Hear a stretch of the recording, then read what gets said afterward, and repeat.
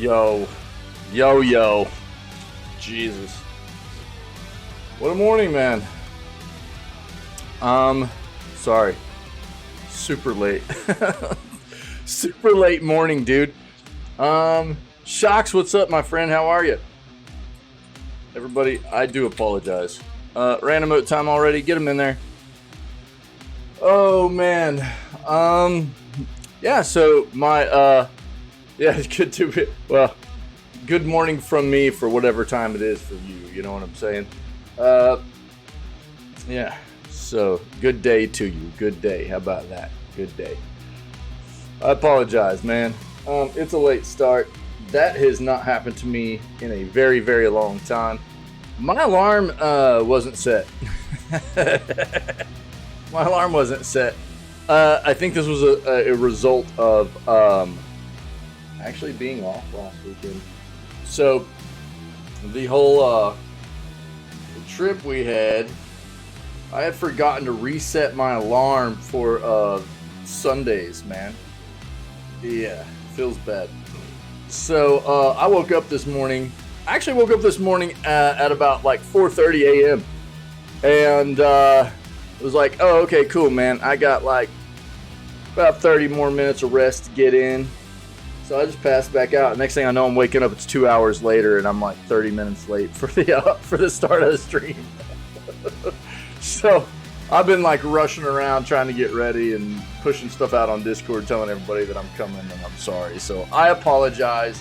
I apologize, guys. I'm very, very sorry. Brutal, and that does not. Slept on time. Yeah. So, dude. I am always start at 6 a.m. CST for me, there's a varying, sometimes maybe a little bit later than that, you know, 5-10 minutes after, something like that, but not like this, not late like this. So it felt rough. So I'm sorry, guys. I do apologize. I looked at my alarm as I was getting ready, so I was like, why did my alarm not go off? You know, and then I realized that we had taken a trip last weekend. We took last weekend off, and I turned my alarm off for Sunday and forgot to turn it back on. So I'm just snoozing out this morning, man, and thinking my alarm's going to go off, and it absolutely did not. So I'm very, very sorry for the late start. But we'll get the news in this morning, man. We'll get video gaming news in, and then we'll go play Warframe for the rest of the day. We'll be back in Divinity Original Sin tomorrow with our buddy Pinky, and I think we've got a little game lined up. Maybe a little gameplay lined up for after we finish Divinity too. I think so. So we'll talk about it. Maybe it'll be a surprise. Probably not. I'll let you guys know what it is. But I think we know what we're gonna play next a little bit, anyways. But little bit of some crab game, maybe. It might be a little bit of some crab play. You know, pretty wild looking little game. Just to test something out, see how it is. But I hope you guys are doing well, whatever time it is for you. I do apologize. I mean, dude, we're like almost an hour late today, and that literally never happens around here, man. I'm pretty good at maintaining the consistent schedule of being starting here right around 6 in the morning for me, and I'm very, very sorry for the late start. But let's do it, man. Let's get in here. Let's do the video gaming news, and then let's go play some Warframe. Cool. So we got, this is what we're listening to this morning, by the way. Bullets per minute. Yeah, that's the jam. That's what we're listening to. BPM soundtrack. The game's super good. Awesome game. Indie dev. And it's a rhythm-based roguelite FPS game. Very, very good. A lot of fun. Highly recommend checking it out if that kind of game sounds like something you're interested in. And the soundtrack is full of bangers, man. That's what we're listening to. So if you like it, go check out the soundtrack too, okay? We'll go ahead and kill it. Let's see what we can find in the news.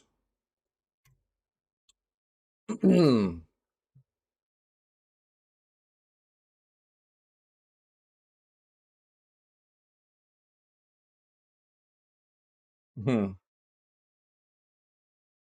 right, let's pull this up and we'll talk about this. The Last of Us Part 1 PC update 1.0.3.0 fixes audio, UI, and visual bugs.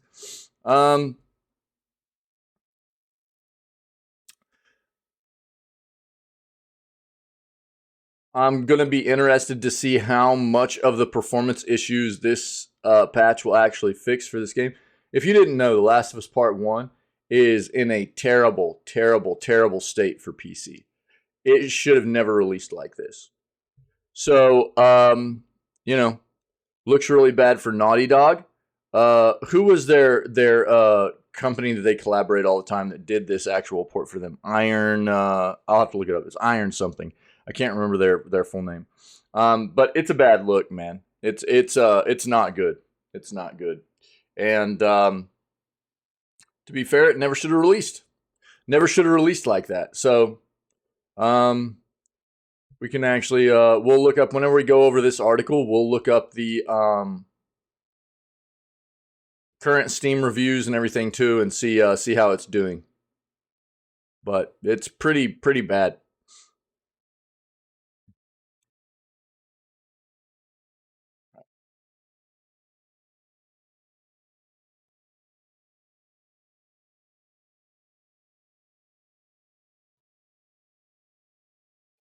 Dungeons and Dragons players get classic game for free. Let's see what that is. Yeah, I mean that was a really bad drop as well. You know, I mean,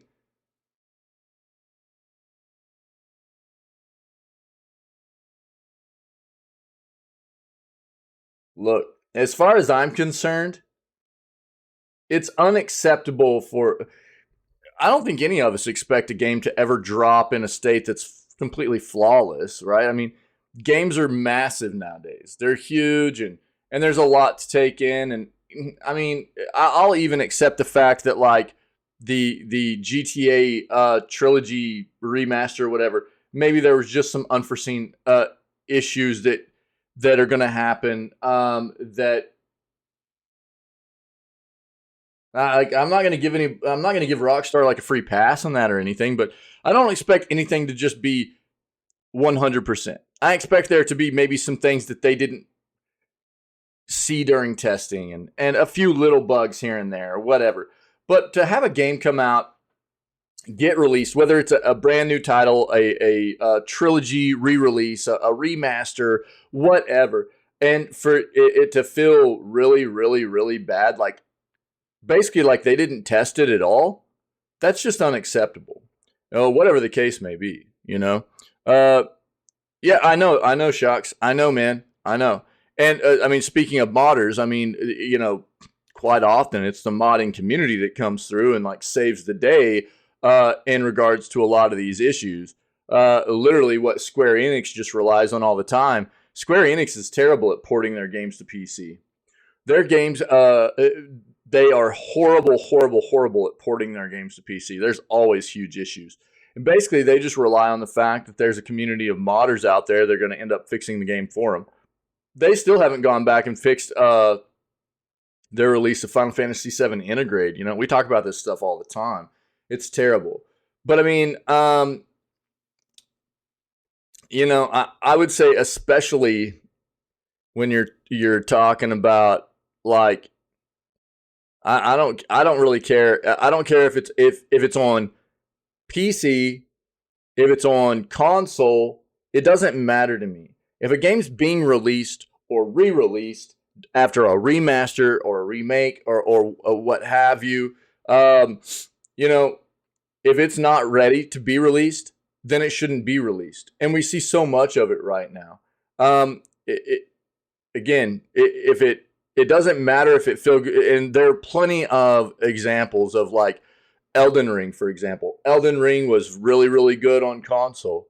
It was really good on console. And same thing with Hogwarts Legacy, really good on console. They both were terrible on PC. There's no reason they should have done that. They should have just delayed the PC version if they weren't ready. But instead they pushed it out, and the games felt really gross, you know. And then there are other examples of games that came out that I mean, there are examples of games that come out that feel terrible all the way across all platforms. But you know, for me, any game that comes out that doesn't feel good on even just one platform, that's a fail, dude. That's a loss, because ultimately everybody that plays that game on that particular platform where it's not optimized and it doesn't feel good, and you're dealing with, usually what it is like a bunch of frame rate issues and stuttering and staggering through the game, and you can tell it's not optimized for that platform, whatever. Those people feel cheated, man, and feel duped out of their money, you know. And I agree. I don't understand what the issue is. We've talked about it here lately to a great extent. Whether you want to talk about like The Last of Us Part 1 being dropped on PC and being terrible, or like what was one of the other one, Wild Hearts on PC is really bad. There's Wolong, which is a terrible release. You know, I mean, all the way back through like issues of you know, those iconic games that have been released over the history of gaming that never should have even been released when they were. Cyberpunk and No Man's Sky, things like that. It just continues to happen, you know, and there's no reason in it other than greed, I think, you know, other than these companies just being greedy, and trying to make sure that they're getting their money, even though us as the consumer and lovers of video games are the ones that suffer for it, right? So then you have the thing that's really wild about it is then you go take a look at some of these developers that do an amazing, fantastic job on the constant of releasing their games that don't have these kinds of issues. As you know, you see with a lot of these AAA, big, massive AAA developers, you know, and it's like, well, why do some of these developers not have these issues? They do absolutely fine, and then you get these AAA devs that hype these games up, and they constantly have issues. Exactly, there you go, dude. Warframe, you know, Warframe's been. I mean, I've had I remember playing Warframe back in 2014 and having a great time playing that game. And the game looks great. The game looks great. It looked great back then. It played great back then on a much less powerful machine than what I have now. You know, it's on all platforms. You know what I mean? And that's what I don't understand is like, how are you, you know, it just doesn't make sense to me. And that's why I can only assume that it's just these big companies that are consumed by greed and blinded by greed that don't really care about the quality of their products, that are quite often the culprits behind these bad releases. I mean, what other real answer is there for it? You know. They've got to know they're not ready. They have to know, right? How? I mean, I don't understand how you get to the final. And again, I know that you're not going to be able to catch every single thing, but when a game comes out and it's like nigh unplayable because of the performance issues on certain platforms, I have a really hard time believing, man, that you did any kind of either you didn't test that game at all. Really? Or you just looked past all the issues and said, you know, ship it anyways. So we talk about it all the time. It's gross. It's disgusting. And it's not acceptable, man. Really.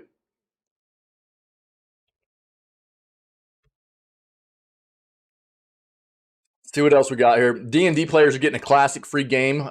This might be from... There have been a lot of like old Baldur's Gate games being given away and stuff like that, but we'll see what they're talking about here. That's not necessarily a pure D&D game, but We'll see what they're talking about.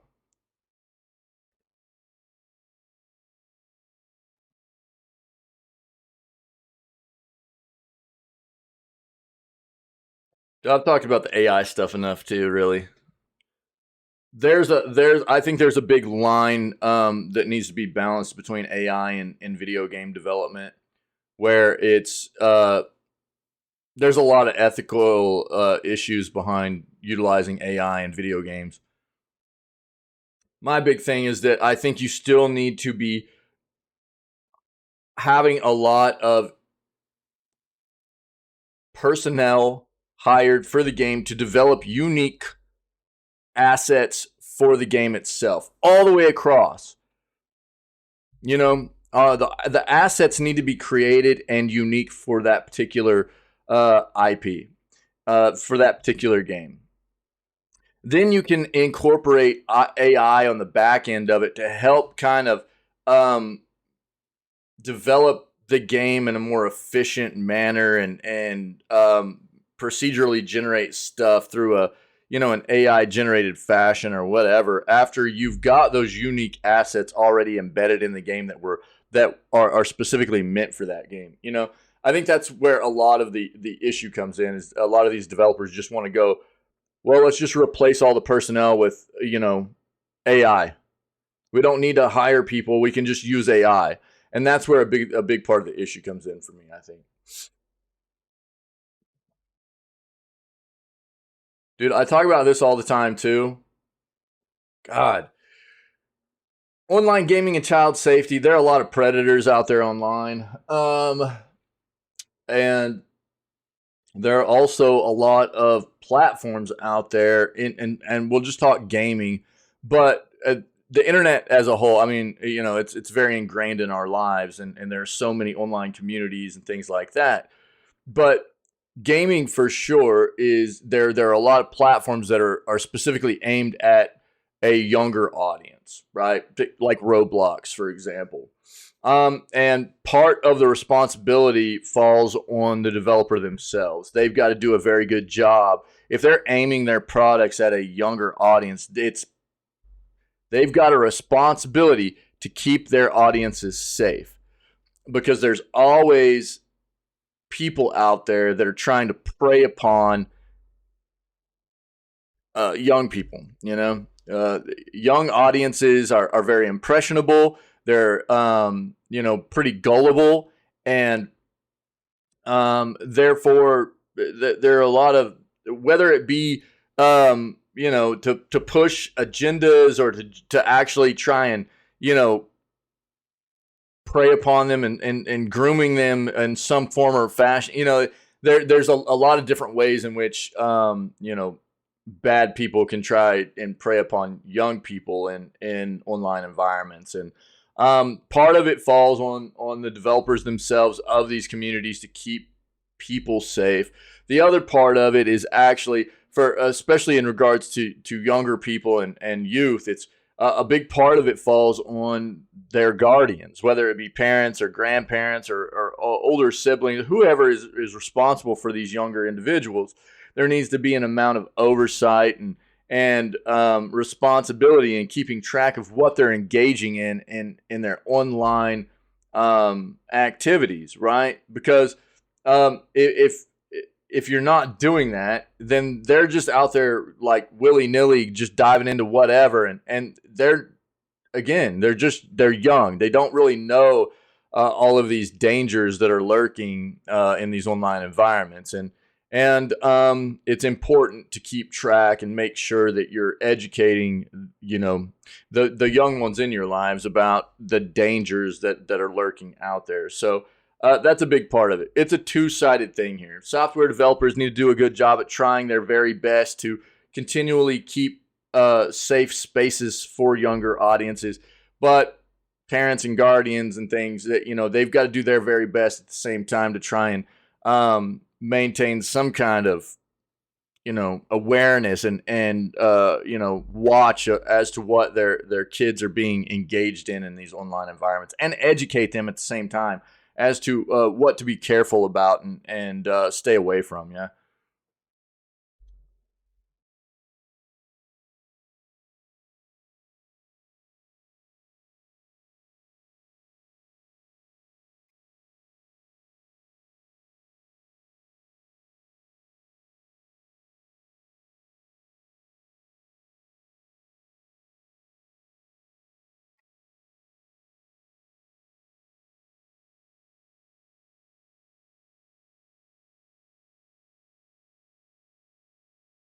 Halo made $6 billion. 343 says.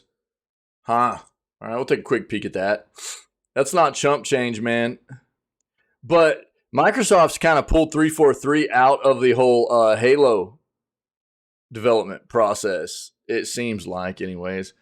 Microsoft's kind of been like, yo, you're done. I don't think Microsoft's very happy with 343 right now. And so we'll take a peek.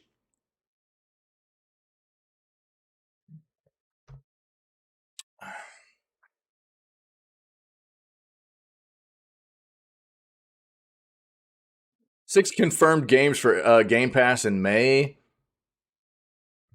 We already know that the Super Mario Brothers movie, I haven't even seen it yet. I'm not going to lie. This movie does not appeal to me too much. Partially because Nintendo grosses me out.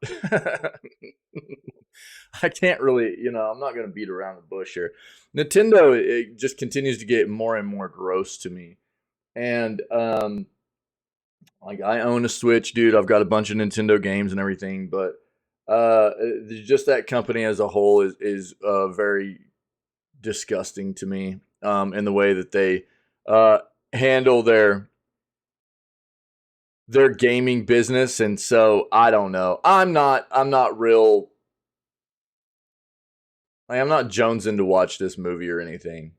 It's whatever. I'll see it at some point, I'm sure. But I have heard good things about it.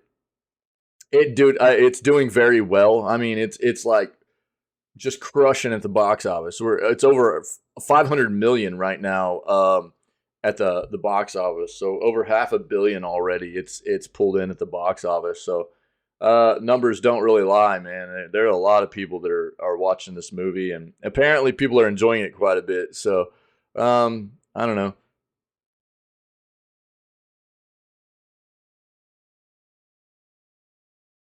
Seems good. I've heard other people say they enjoyed it as well. I just don't. I don't have enough of a want to just go watch it. I'll see it at some point, I'm sure.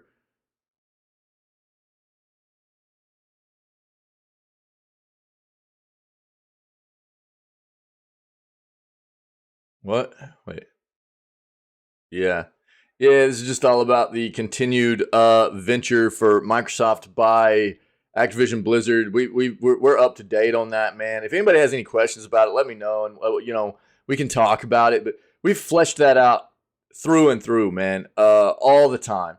And so, I mean, the latest and greatest on it's basically that Microsoft has been dishing out a bunch of 10-year deals to a lot of different companies that would basically be looked at as competitors. Well, I mean, Nvidia in the cloud gaming space, Nintendo. They tried to do it with PlayStation off the bat. PlayStation said no, so they went to all their other competitors and were like, "Yo, how about a 10-year deal to have Call of Duty and a bunch of our other games on your platform?" And all these other competitors, which were outspoken about the anti-competitive, worries regarding the Activision Blizzard acquisition, said, "Oh, yeah, sounds good." Besides PlayStation, all these other ones said, "Yeah, let's do it." And so it's really kind of eased the minds of competitors and a lot of these regulators that were kind of placing some hurdles and obstacles in front of this acquisition. And I think the acquisition of Activision Blizzard for Microsoft is going to happen sooner rather than later now. Popular Switch game will be soon be unplayable. What?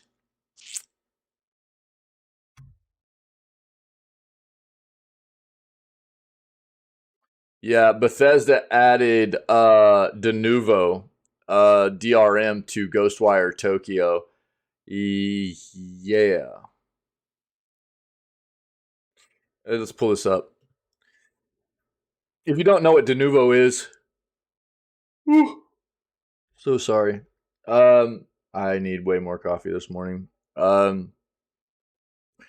Denuvo is like anti-piracy software, but it usually creates a bunch of issues in games, and that's what we'd already kind of seen where they were adding Denuvo to Ghostwire. Yeah, that was a yawn, dude. Yeah, it was. Shush your mouth.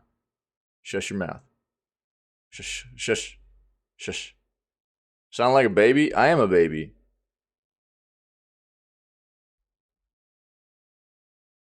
Isn't that what you call me all the time? Hey, babe. Hey, baby. Isn't that? I mean, right?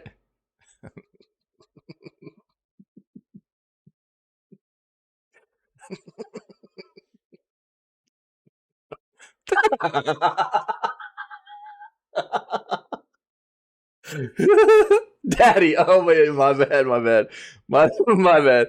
No, I was thinking of psych, dude.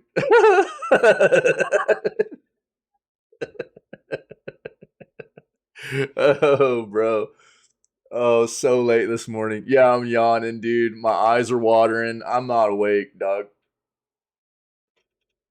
I forgot to turn my alarm back on from last weekend. I had my Sunday alarm off last week and I forgot to turn it back on, dude. Just totally blanked it because I was off last weekend. And so I slept in on Sunday. We were like visiting family and stuff, and I didn't stream, so I slept in a little bit on Sunday, and I had my alarm off, and I just totally forgot to turn it back on. So this morning, dude, I woke up at like 4:30, and I was like, oh, well, I got about 30 more minutes to sleep, so I just passed back out. Next thing I know, dude, I'm waking up. It was like 2 hours later, dude. I was like, oh my god! I like woke up. I'm like, I'm so late. Day 1001? You mean, is that for like your login? Is that what you're talking about, Shocks? You got 6 Oracle cells?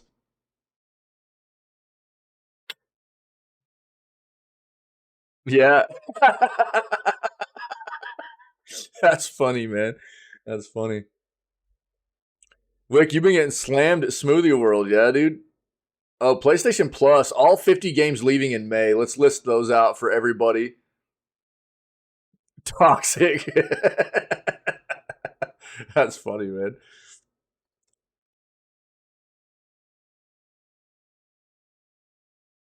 Two PlayStation 1 RPG remasters could be releasing very soon. Re-releasing. No, releasing. Sorry. Yeah, look. So here's Suicide Squad. If you haven't heard this, Suicide Squad: Kill the Justice League has now been delayed till sometime in 2024. Um, like kind of like we were talking about earlier, delays are necessary and delays are needed. Um, I'd much rather see games be delayed than what we were talking about earlier with games just being released in a terrible fashion. Um, oh no, Shocks! I appreciate it, dude. We've got a dojo set up and everything, man. Is that what you're talking about, like the dojo and all that stuff? Yeah. Um, or is the clan stuff different than just dojo?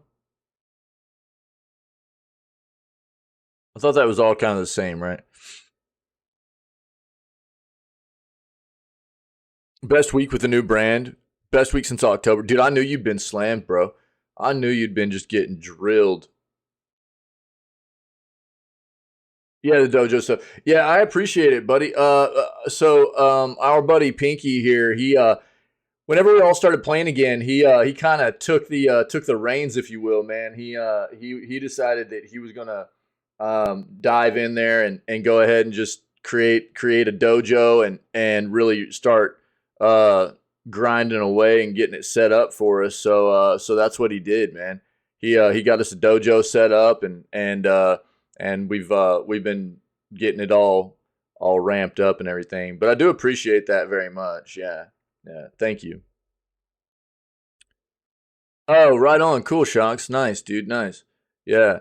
Yeah, we didn't. Nobody. I mean, there were a couple of people that were part of the community that had some, but it was like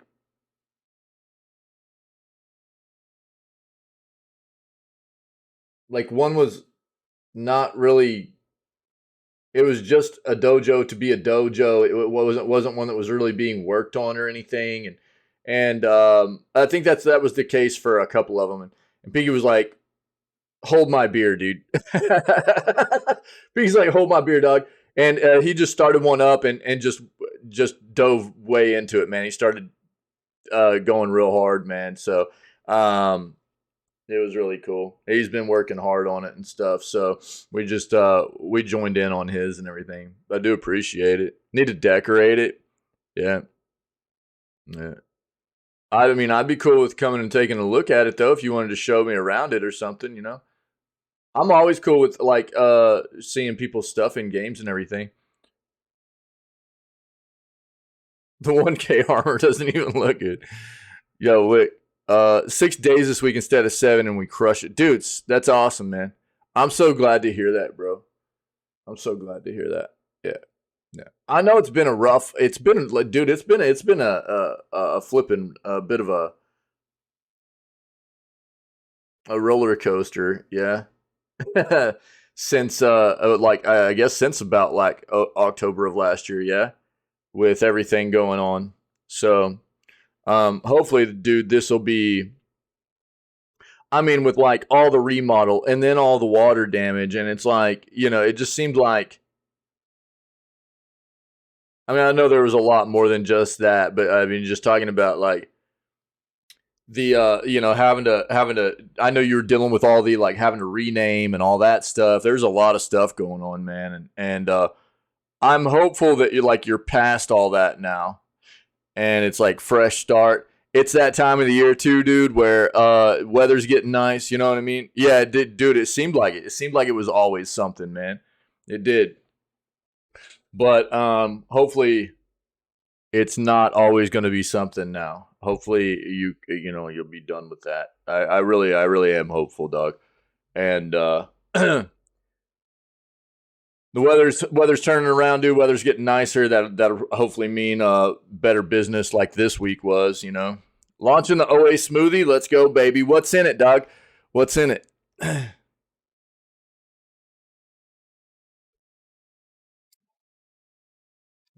Just daddy juice. Right.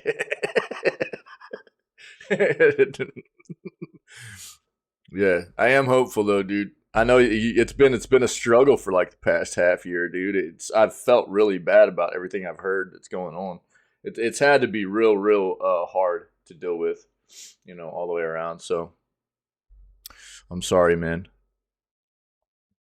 So Suicide Squad killed the Justice League. Again, it's been delayed now to 2024, and this is like we were talking about before. Companies, developers need to feel okay about delaying their games, because there's no reason why a game should be released in the state that like something like Wolong or you know Wild Hearts on PC or The Last of Us Part 1 on PC or even Hogwarts on PC. There's no reason for that. And so delays are good. But I think it's also presented this different kind of issue where a lot of these developers are not necessarily having great communication between, and I don't think it's easy either, but it's a hard thing. A lot of these big developers, the hype machine is a big part of what they feel like they need to get done. And so it starts real early. And with the hype machine, the marketing and publishing side of things, they always want a date. When can we start getting people hyped up about a release? And the development side's like, well, this is what we're shooting for. And marketing's like, cool, man, that's what we'll tell them, and then it's like this war between, I think a lot of pressure from the development side of things, feeling like they need to get stuff done, and then from publishing and marketing going, well, this is what you told us, so you need to have it done by then. But all in all, it results in basically the dates being pushed out, the development side of things going, it's not ready, delay it. It gets delayed to a new date. That date starts coming up. Marketing and publishing hyping it up for the new date. Then the developer's going, oh, we still have things that aren't ready. Delay it again. And it's a different kind of issue. Better than it was, better than the other hand of releasing something that's not finished, but it's still, and this is one of those things where whenever I see a game that has numerous delays, I get real skeptical about the quality of the game, how good it's going to be on release. raw corn, egg yolks, jalapeno, almond milk, avocado, and banana. Dog, you know what that sounds like? It sounds like, dude, you could actually bake that into some form of like cornbread, dog. You know? Oh, yo, shocks. Has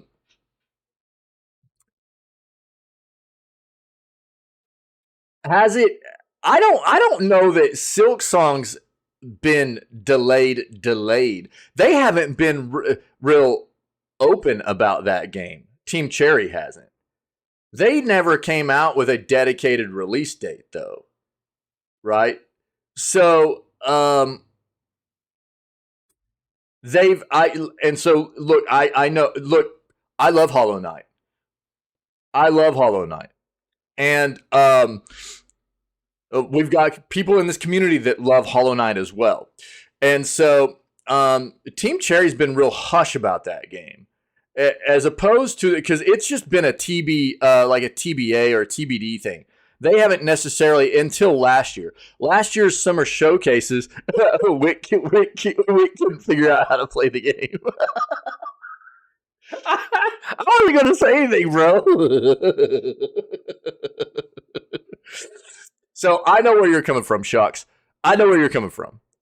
I know where you're coming from. You want Silk Song. Many of us want Silk Song. But there's a difference between a developer going, hey, we're working on something, and being kind of tight-lipped about it and not necessarily giving us a date, and people just being hyped up and wanting it. As opposed to something like Suicide Squad Kill the Justice League, where they keep giving you dedicated dates and delaying it further down the line. Or even worse, to like Ubisoft with Skull and Bones, man, where they've delayed that game like 7 times now from dedicated dates, you know? So, no tutorial.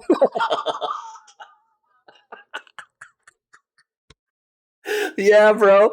Yeah. Oh, dude. Yo, I love Hollow Knight. I love Hollow Knight. I'm a big Metroidvania fan. You know, I love Metroidvanias. And as we just played Bloodstained here recently, which is like the spiritual successor to the game that made me fall in love with Metroidvanias, which is Castlevania Symphony of the Night, you know. And I love Hollow Knight. And I want Silk Song very badly. Here's the thing that, like, and our buddy here in the community, Tinwin, is a big Hollow Knight fan, and we've been hyped up about Silk Song for a long time, as many people have, right? But there is a bit of a difference between a company going, yo, we're working on something, and being tight-lipped about it, and not necessarily giving you a specific release date, and then continually delaying that specific release date to a new specific release date, and then continuing to delay those dates. The Silk Song thing's a bit different. That's a different kind of scenario, where like a lot of us big fans of those that like of Hollow Knight are like hyped up about Silk Song. We haven't had a dedicated release date. We just want the game, so we're kind of, you know, we're hungry. You know, and we're like, when are we getting it? That's a bit different. No way, dude, Wick. Yeah, no way, dude. There's no way, bro. Not in my book, anyways. To each their own, dude. To each their own. To each their own. That's how Wick and I found each other, actually. I started playing Ori, and Wick came into the community and found me. Yeah. So, here's the thing with Silk Song, though. Speaking of Silk Song, you know, it was announced last year during the summer game showcases. So June, right, which we're 2 months away from now, that we should be getting Silk Song within the year. That's what they announced last year, right? Wait, what? What are you talking about? Your book literally says Ori greater than all. What are you talking about? Oh, dude. So last year in the summer game showcase, they said we were supposed to be getting Silk Song within the next 365 days, which means there's 2 months left that we should be getting Silk Song in, right? So even though they didn't give us a dedicated date, they gave us a window. And so you're not necessarily wrong there, right, Shucks? Like, and Timwin and I were talking about this the other day on stream where, I mean, there's 2 months left, dude, that they were saying from last year we were supposed to be getting Silksong, and we've seen nothing. We've heard nothing, right? And so, but it's not quite the same as what I'm talking about with these, these companies that continually push out the dedicated dates for release, and they continue to push them out all the time because it seems like they've got such a bad situation going on with either not being able to get the game in a completed state for some reason, something's going wrong in the development process, or they've just got bad communication going on between the developers and the other parts of the company for whoever's publishing the game and the marketing of the game and so I don't know, but it's not a good situation either. But if you didn't know, Suicide Squad, Kill the Justice League, which also let me just be clear here. Kill the Justice League looks really, really gross to me because they want you paying full price. Then they've got Battle Pass. Then they got microtransaction shop. They've already talked about DLC that's coming out for it too. It's a money grab, dude. This game is. This game is a money grab. So if this was a free-to-play game, I'd be more accepting of the monetization that was being put within it. But the fact that they want you paying full price for this game and then have all that other monetization stuff within is disgusting to me. So I won't be playing this game. I'll be watching it. But I'm also really skeptical about the quality of the game now that they're having like delay after delay after delay. But now they've just got a window of like 2024. So we don't even know when this game's going to hit now, even though it was supposed to come out in 2022. FNAF security breach. I'm not even familiar with what you're talking about.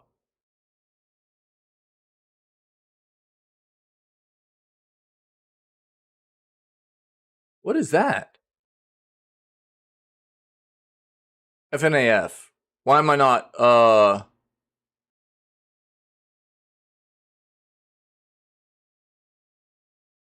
grabbing that acronym? Oh, Five Nights at Freddy's. Yeah.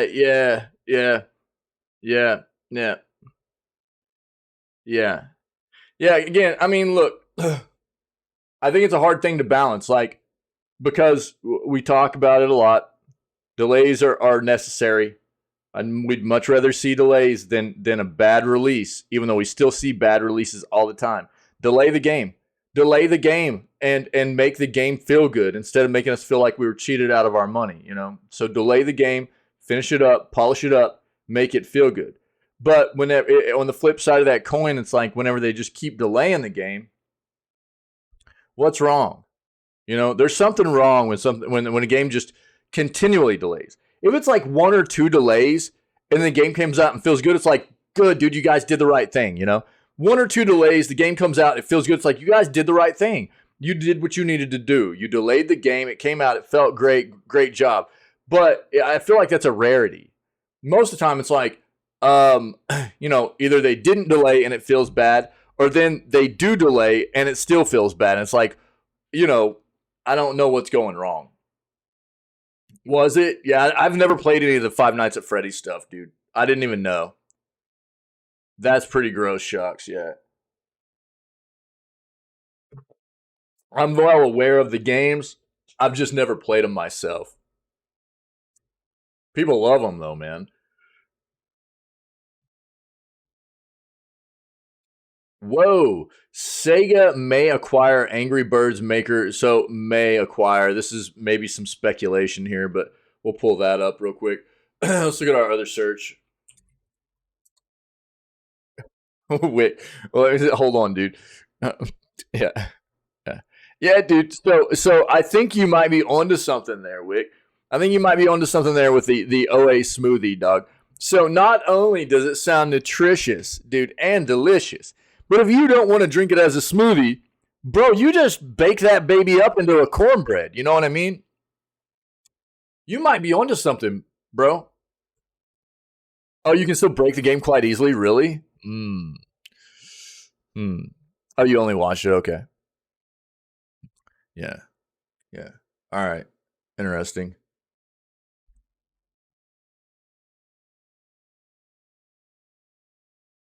But by the way, speaking of corn, that's like my favorite way to make cornbread, dude. Make cornbread, dude, and you put some like actual corn in it and some jalapenos. You can even do like some like a little bit of ground beef off in that cornbread. You know what I mean? Do some like something like that, dude. That's where it's at. You got a big gallon jar of jalapenos, dude. You did. You were telling me you've been on a kick here lately. Yeah, I love jalapenos, dude. Yeah,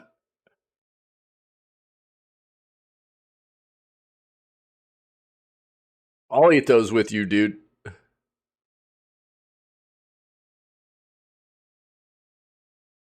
feel like jalapenos go on almost everything, dude. It's kind of like sriracha for me. You've been crushing the little jars. Nice, dude. Nice.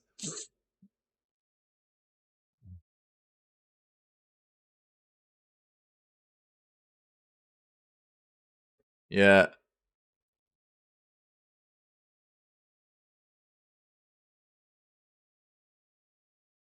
Oh yeah. 20 minutes full of glitches. Nice. All right. Nice. Yeah, there's a lot of games coming out over the next 2 months. There are. Obviously the big one is what they're showing right. I mean, we got Final Fantasy 16 dropping. There's, you know, the big one is Tears of the Kingdom. You know, we'll play that on release here. We're planning on it. There's less than a month now, um, so we're gonna play that. I know Casual's out of his mind right now. Cash keeps coming in and losing his crap about Tears of the Kingdom every once in a while. You know. Yeah, I it's easy to troll Cash about. I mean, I'm not even like necessarily trying to troll Casual about Tears of the Kingdom. It's just my honest opinion about like Breath of the Wild and how I feel like Tears of the Kingdom will be good, but I don't expect Nintendo to fix things that I felt like were wrong with Breath of the Wild. And it's just talking about that kind of stuff gets Casual real jacked up, dude. Yeah. Um, you know, so we have a schedule built up for the community. I'll pull it up right now, and wait, over here. There we go. So I need to kind of update this a little bit, but this is just kind of something we made at the beginning of the year for us to kind of tentative schedule to keep track of and see what we're going to play as we move forward and what we've done and what we've played, what we're going to continue to play. Um, Obviously, right now we're in the middle of doing like Divinity and Warframe stuff. Um, I don't know if I'll play Castlevania Symphony of the Night next. I don't think so. I think I know what we're playing next. I just need to talk to Pinky. But April 27th, dude, Last Case of Benedict Fox comes out. I might play that. That looks like a really cool little Metroidvania game that's coming out. So I might end up playing that. Um, I am going to play Tears of the Kingdom on release. I'm not a big Nintendo fan. You know, they just keep getting more and more gross to me. That company is just disgusting, really, and I uh, I don't like supporting them a whole lot. But you know, Breath of the Wild was a fun game. It was a great game. We played it obviously at the end of the year last year and in through the beginning of this year, and I had a lot of fun with it. There were things that were wrong with it, but in my opinion, but there was a lot to love about the game too. So we're gonna play Tears of the Kingdom on drop.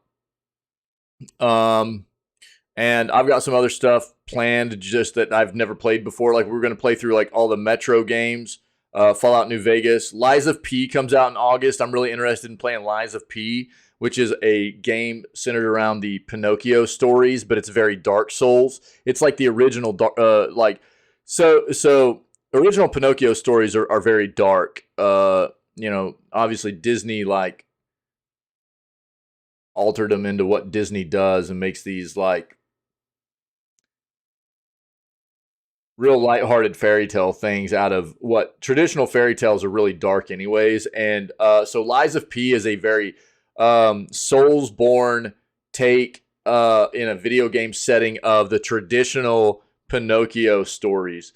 And Lies of P looks real gnarly, so we'll probably end up playing some of that. Then we got Scaretober coming up, man. I'm going to play Choo Choo Charles, World of Horror, Signalis.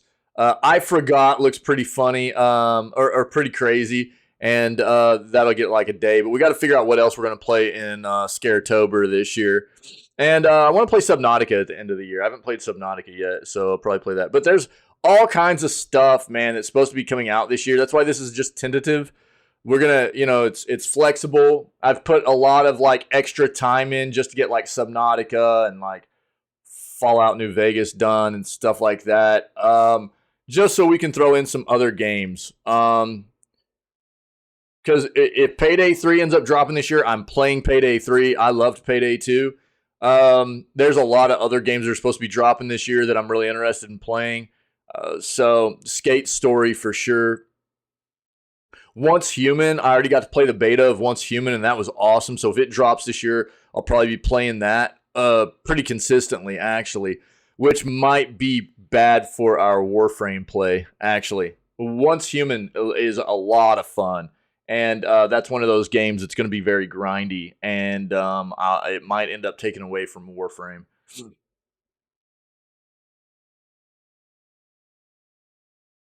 Hellblade 2. If Hellblade 2 ends up releasing this year, then we'll end up playing Hellblade before we play Hellblade 2. But I want to play them like one before the other right there. And then like Silk Song. Obviously, if Silk Song comes out, I'm going to be playing Silk Song. There's a lot of stuff that, they're still kind of TBA. We just don't have dates on them. So it just depends on how the rest of the year goes.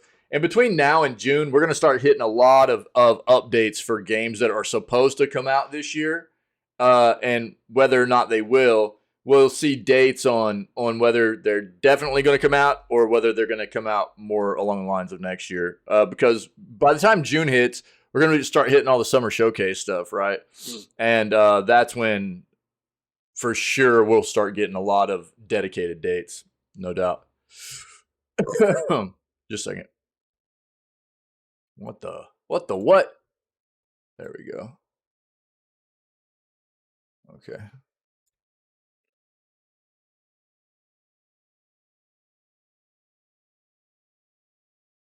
Yeah. I mean, almost all fairy tales. Yeah, Fair. What's up? No, dude. You're trolling me right now, Ferret. You stop, dude.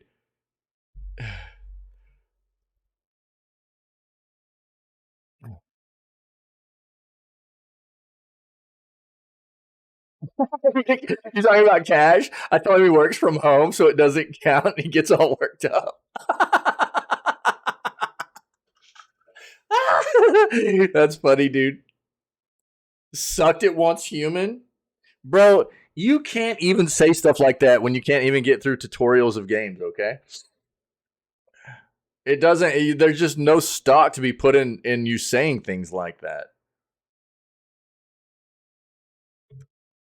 Whenever I sit here and play games on the hardest difficulty all the time and you can't get through tutorials, I can't take anything you say like that at any kind of real value, you know?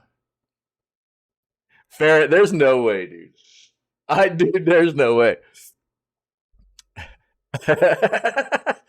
yeah. Original fairy tales were gnarly, man. I mean, they were something that were created to scare kids as a means to keep them safe, right? It was like there was something that was done. They were created to prevent kids from getting into things they shouldn't be getting into or going in areas they shouldn't be going into and stuff. They were gnarly, man. Original fairy tales, and then Disney came along and just turned all these fairy tales into terrible lighthearted stories. I hate them. So you know, I like the original fairy tale stuff, man. I'm not into the Disney-fied stuff. I get it, dude. It appeals, you know, to a lot of people, the more lighthearted side of things. But you know, I want the original stuff. I want the original fairy tales. Give me that, you know. Um, so no, I haven't ever played. Yeah, that's what I was saying earlier, Shocks. I've never played any of the Five Nights at Freddy's stuff. So, but it doesn't. That's not something that really appeals to me either. So I know that we were talking about Scaretober stuff. The Five Nights at Freddy's stuff doesn't really appeal to me too much. So what I'm thinking about doing maybe is starting to run through all the Resident Evil games because I've never played the Resident Evil series really.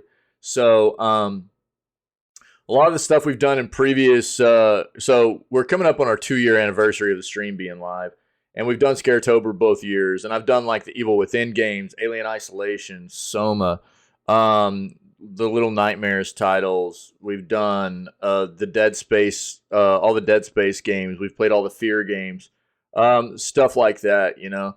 And so outside of what I already listed, like Choo Choo Charles looks awesome. But I need a good amount of more content. So what we might do is start playing into some of the Resident Evil stuff. Maybe we'll see. We'll see. I have to take a look and see what I want to start diving into.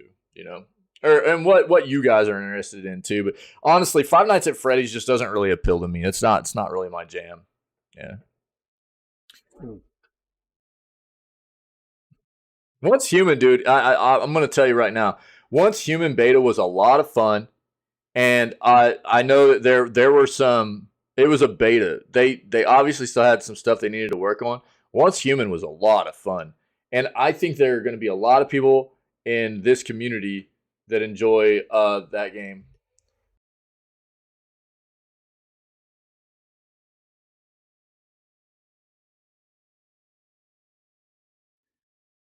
That enjoy that type of game with me too. So Once Human, dude, that's a dangerous game for me right there. It really is. Once Human was a lot of fun. I got waffles, man. I can't even eat them because I'm just doing the news. But they smell delicious. Bro, dude, Ferret, whenever you came in and said that about Bobby Kotick, you got me for about 2 seconds, dude. And I was like, no flipping way. But then I realized you were trying to get me on a rant, dude.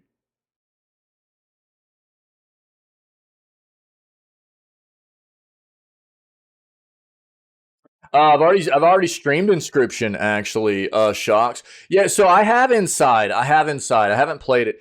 Inside and Limbo. You know, both of those games are real icon. Obviously, Inside is the more notable one from that developer.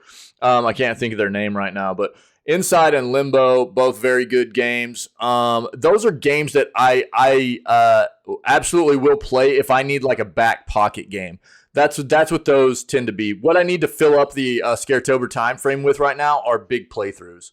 So I've already got some little ones, and Inside and Limbo are something that I like to have as like a back pocket type of game in case we end up in a situation where I need to fill up a little void of time for the stream. But I need to find some thicker gameplay. Yeah. Playdead. I don't think I know what Playdead is. Inscription was awesome though. Inscription was sick. For me, that's not necessarily a horror game, so I didn't even play it during Scaretober.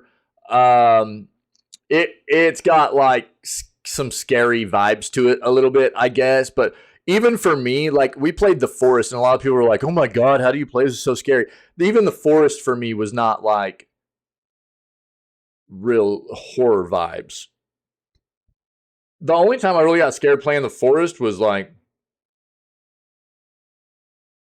every once in a while I'd be out running around at night and there'd be like a boar that would run by me and scare the crap out of me. It was like it wasn't even the cannibals that freaked me out. It was the flipping animals that I couldn't see, you know? Oh, Playdead's the developer. Oh, thanks, Shocks. Thanks. There you go. Yeah, thanks, man. Thanks. Hey, yeah, fair. You almost got me, dude. You almost got. We'll figure it out. We'll figure out the Scaretober stuff. We're gonna have to start talking about it pretty soon. Um, we'll have to figure it out. We'll have to figure it out. But I need some like thick gameplay stuff to dive into. And there's plenty of horror stuff out there. We've got the Amnesia series I've never played, the Resident Evil series I've never played.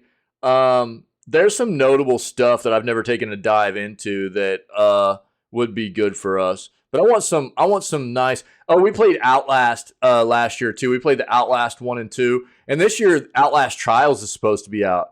So I don't know. Maybe we need to try Outlast Trials. You know. Yeah, that's what I just said, Ferret. We played through all the Fear games.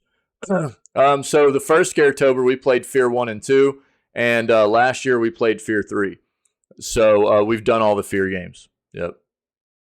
You know what was funny about going back and playing the Fear games was that like in the early Fear games, you run through what's funny, dude, that was one of Tinwin's big recommendations was like playing the old Fear games.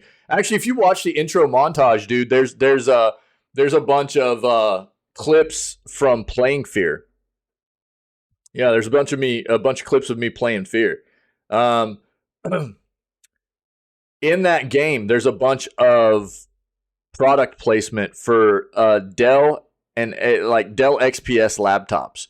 Do you remember the old Dell XPS laptops? You remember how flippin' thick they were, Doug? The big old thick. Those things weighed like 15 pounds, dude. Dude, those are product placed all within those Fear games. So, yeah. Yeah, dude. They've got those big, chunky Dell XPS laptops, gaming laptops from way back in the day. And they're huge. They're all over the place in those games. It's hilarious. We'll figure it out, though. We'll figure it out. We're gonna have to start talking about it for sure. Popular PS4 games just $1 and new PlayStation sell. We've already got that up. Oh yeah, they were, dude. They were. Yeah, no doubt about it. And that's when like Dell started changing all their gaming line over into like Alienware, right?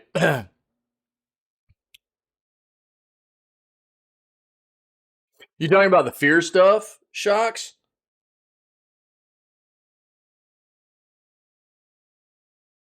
Oh, it steals. It steals. Looks like a neat horror game. It steals. Is it on Steam?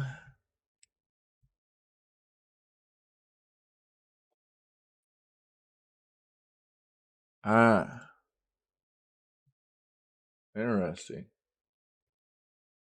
Yeah, yeah. I'll pull this up after the news. Let's finish this news up, man, and then we can talk a little bit about Scaretober stuff as we move on after the news. Cool. Yeah, they bought Alienware and screwed that all up. Yeah, I know. Yeah.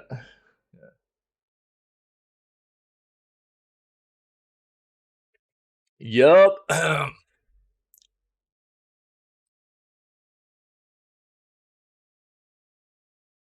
Sony's yeah. So, this entire so everything that's like the entire acquisition of Microsoft trying to buy Activision Blizzard has been a catalyst for a lot of different things that have come about, and like so there's been everybody going this is anti-competitive. And the whole time I've been like, it's kind of funny that there are a lot of these companies saying this is anti-competitive because it seems more like they are trying to be anti-competitive and not wanting to evolve with this process. And so then we've got a lot of these regulators going, oh, well, we need to see all the information from all of these companies then, And a lot of these companies are like, oh, wait. Wait, you wait.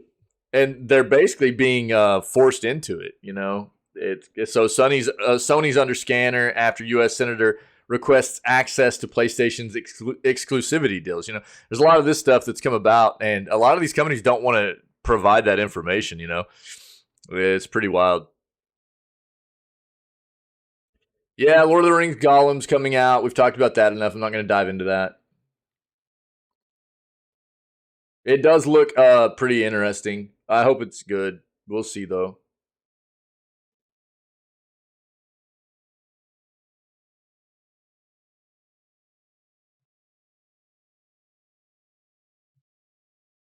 Yeah, we already watched the the recent Final Fantasy 16 gameplay from the State of Play. We watched that. It looks good, dude. That game looks dope. It just sucks how bad Square is at porting their games to PC. We know that game's not going to come to PC for a long time. It's a 6 month PlayStation exclusive, but everything that I've heard and seen and read is leading me to believe we are not going to get that game at 6 months later on PC. For all of us PC lovers, we're probably not going to see that game until a year to 2 years later at the earliest, I think. And even then, Square Enix is so flippin' terrible at porting their games to PC. They're so bad that I'm not even really holding my breath for it.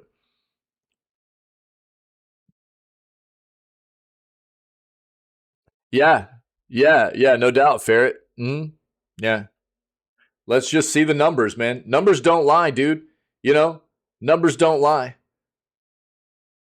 And let's see it all. Just put it all out on the table, man. And that's one of the things that it seems like Microsoft's been all about from the get go. This is like, yo, I mean, whatever you guys need to see, we'll show you. But a lot of these other companies have just been going, oh no no no no no no no no no no.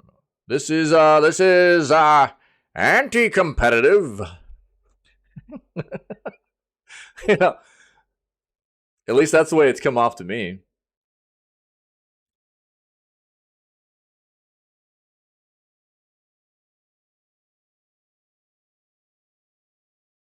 Minecraft Legends,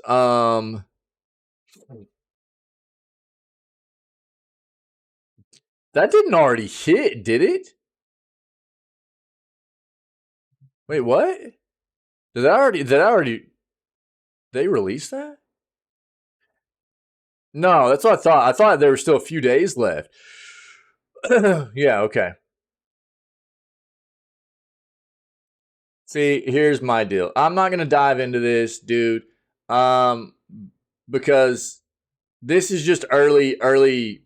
People have gotten their hands on early versions of this, and right now, some early review scores are like sevens to eights out of tens, a few lower than that. Um, and we'll see what people think about it after it releases in a couple of days. Okay, that's when we'll start seeing a real good review take from not just people who got their hands on like an early access, but all the way across the gaming world from all users and stuff.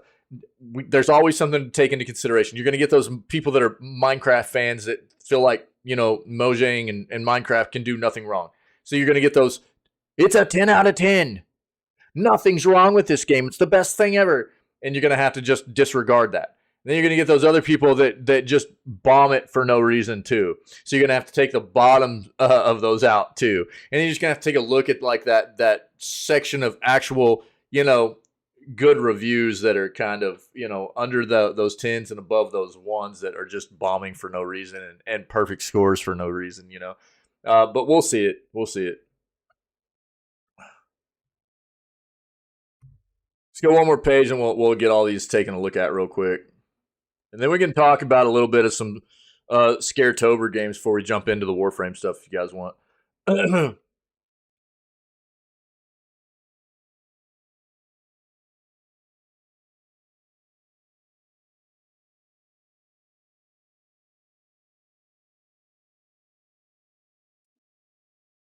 The Last of Us Part, dude, dang it.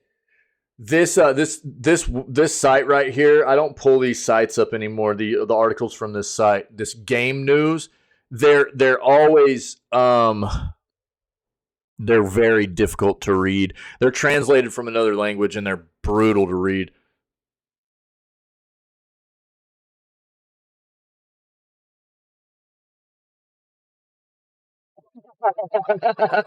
Yeah, I mean, it's people. They're always going to be these trolls. You know, there are always trolls that are trying to just. They're just angry people in the world. You know, and if things just don't go their way in any form or fashion, they throw a fit. And that's what you see that anytime a game comes out too. Anything they can find to just I I know a lot of people probably look at me and go, yeah, I'm a pretty critical reviewer of games. I am. I'm a pretty critical reviewer of games. Part of that's maybe a little bit because I've been a bit jaded by developers over the years. But I try to be really fair too. I try to do a really good job of pointing out the pros and cons, not just always it. And to be fair, it does seem easier for me to um, focus on the negatives in a game because those are the things that are kind of more of like the flashing lights, if you will, but I do my best to always point out the pros and cons of every game I play. And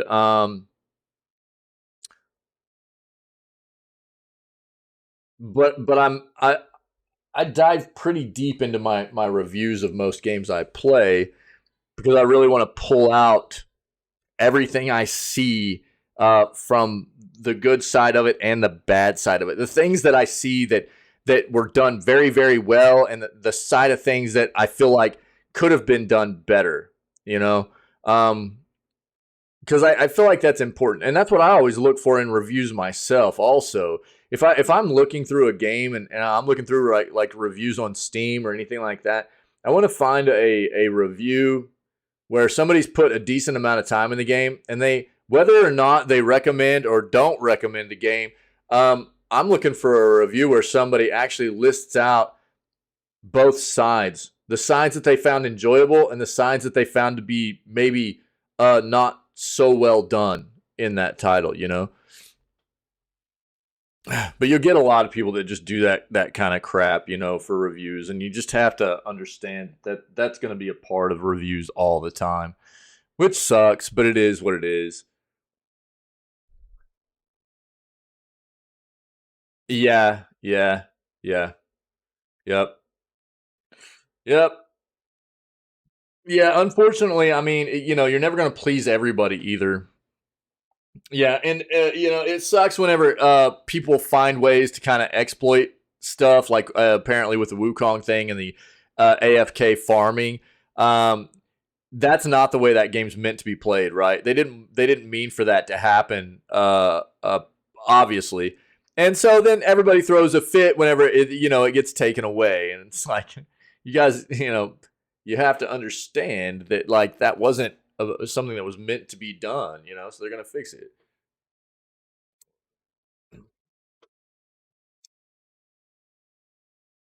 What was the ammo nerf specifically?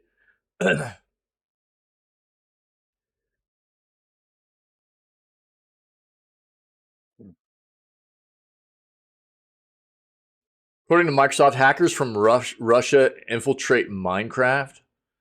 There we go.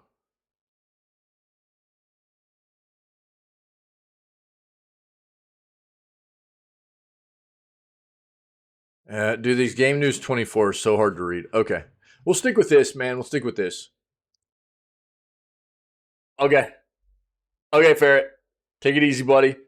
Thanks for trying to bait me into some ranting this morning. I appreciate it, dude. It's good to see you, man. Maybe we'll see you later. Before you bounce, did bro, what?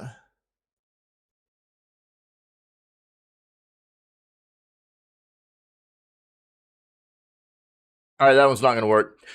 Did you say that the daughter had archery stuff yesterday? If so, how'd it go, man? Or was that just you guys had some family stuff going on? They nerfed the arcane, basically making weapons with low ammo really bad. Ooh, oh, okay. Instead of having all types of weapon ammo, there's only primary, secondary, and arch gun ammo. Right. They nerfed the arcane, basically making weapons with low ammo really bad. Gotcha. Yeah. Okay. Okay. Huh. Yeah.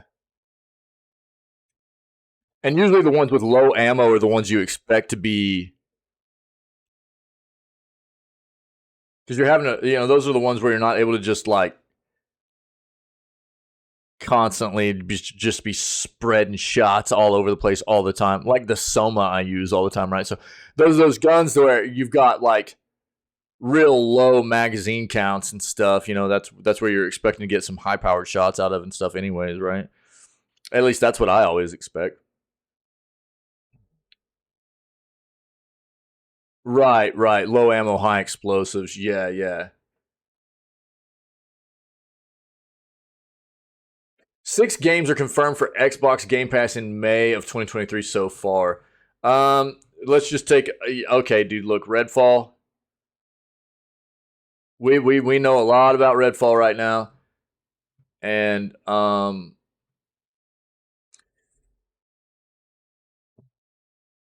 hope it's good, dude. I hope it's good. Um, there, I'm a bit sketched out about it. I'll watch it from afar and see how it does.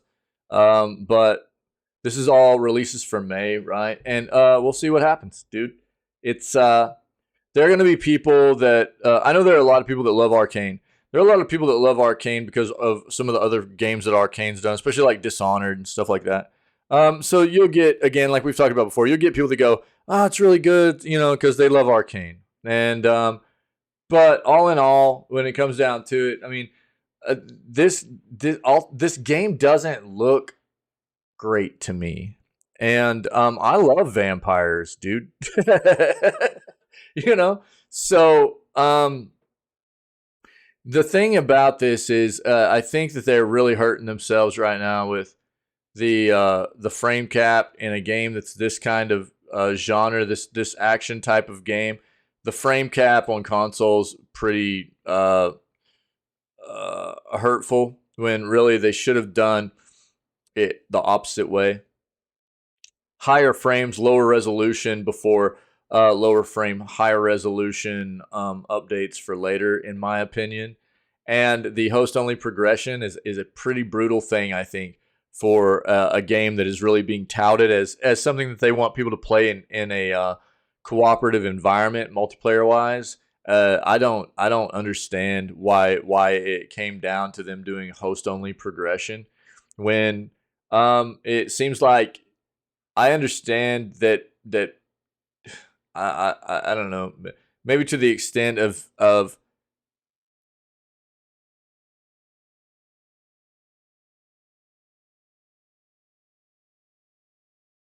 not wanting people to be able to skip parts of story, or you know but ultimately, I mean, all it needed to be done was, you know basically bench, or checks for each player on where they were with their own current, like, power level slash story, and whether or not, they would be able to progress through this specific session that they were getting brought into, so to just make it default to where nobody can progress in any online other than the host, that seems a bit short-sighted to me. Nice. Nice, shucks. But we'll see how Redfall does. Ravenlock looks really, really neat. This game, I love the art style. The art style looks dope, and it's a very ominous, kind of eerie, dark world, which is cool looking. We've seen the Fuga 2 Melodies of Still also. Looks like it could be a cool little game. Amnesia the Bunker. Did this not get delayed again? Oh yeah, it did get delayed, but it was only by like a week or whatever. Yeah. So originally it was supposed to be like on the like maybe today, but it got delayed to the 23rd. This is gonna be like the first Amnesia game, if I remember correctly, where you're able to actually do a little bit of fighting back against this entity or whatever. So we'll see how this goes. Railway Empire 2 on the May 25th. Far World Pioneers. I don't even know what this is. Open world sci-fi sandbox. Explore alone or with friends in multiplayer, build and manage colonies on alien planets, and recruit AI survivors with unique personalities and skills. Craft, build, mine, and farm together, or strap an electric death rifle to your back and take on the galaxy. Huh. I haven't seen this. We've looked at those other ones a number of times, but I'm not familiar with this.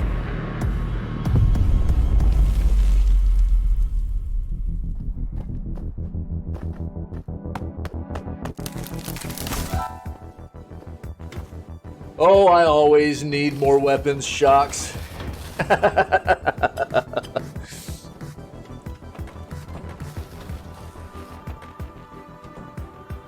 But, you know, with the Warframe stuff, I'm usually trying to like grind out the stuff myself just for the experience and everything, man.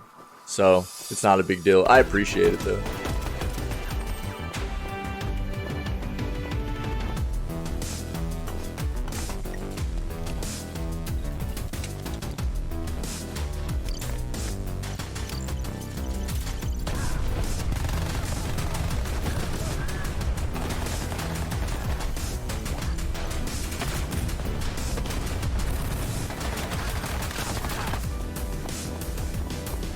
I get just a little bit of some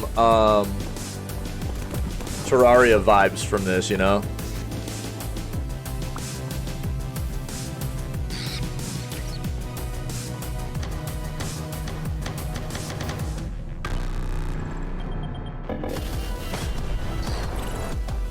I mean, it's much different at the same time. It's like Terraria Contra. Yeah, there's some Metroid in there. Yeah, for sure. Yeah, no doubt. Yeah. Interesting. Wild. I hadn't even really seen or heard of this yet. That's crazy. May 30th, huh? Game Pass, Xbox One, and Series X and S. Interesting. Okay. The rest of these we'd really seen, but I'll link this if you guys. But these are the big Xbox games coming out for May, okay? So if you want to take a look at the rest of that, I'll link it for you guys. And speaking of Metroid, I really want to play Metroid Prime Remastered and then probably Metroid Dread too. Those are on my schedule to play. Popular Nintendo Switch game will soon be unplayable forever. Popular game on Switch will soon be unplayable as its servers are being shut down and it's being removed from the eShop. And because the game is an online-only game, even if you own it, you won't be able to play it. What makes this all the more painful for Switch owners is that the game is also on PC, PS4, PS5, Xbox One, Series S, and X, where it will continue to be sold and playable. In other words, only the Switch version is being removed from sale and being shut down. Hi-Res Studios' Rogue Company, which only came to Switch back in 2020 when the game debuted on October 1st. Since then, the game garnered millions of players, though it's unclear how many active players it has. Whatever the case, it clearly doesn't have enough players on Switch.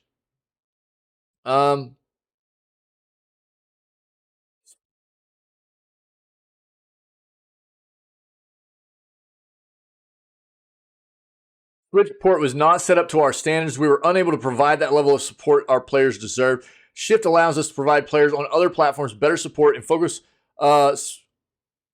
on their specific issues, as well as deliver updates with more flexibility and frequency whenever needed. So that's basically the gist of why the developer is deciding to take it off. Ahead of the June 20th server shutoff date, in-game purchases that use real money will be turned off on April 11th.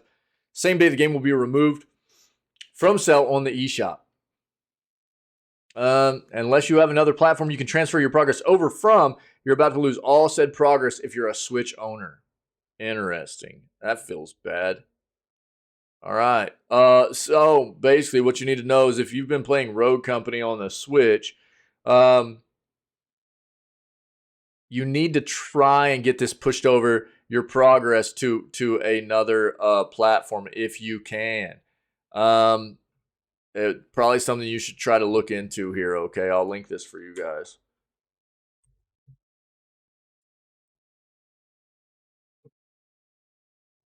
Bethesda adds controversial feature to Ghostwire Tokyo. This is they're talking about DRM, yeah. So Ghostwire Tokyo is back in the collective gaming consciousness as it finally came to Xbox Series X and S alongside Game Pass release.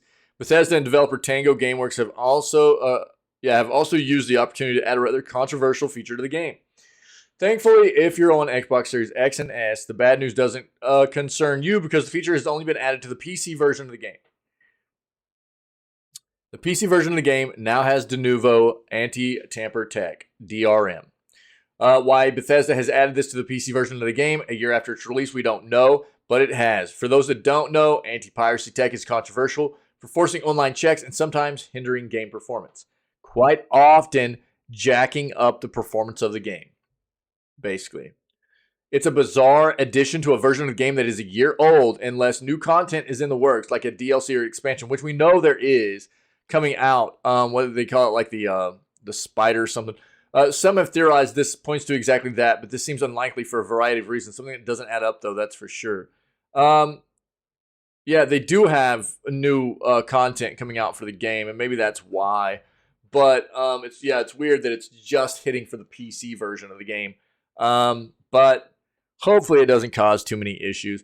The thing about de novo is it's anti-piracy tech that doesn't really do a whole lot of good.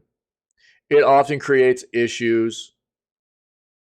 Everything I've gathered about this software anyways is that it often creates issues for the performance of the game itself, and pirates always find ways around it. They always find a way around this software to end up being able to pirate the game anyways. It's maybe not quite as easy as it would be without it, but they find a way, man. They do. PlayStation Plus, all 50 games leaving in May. Here we go. So,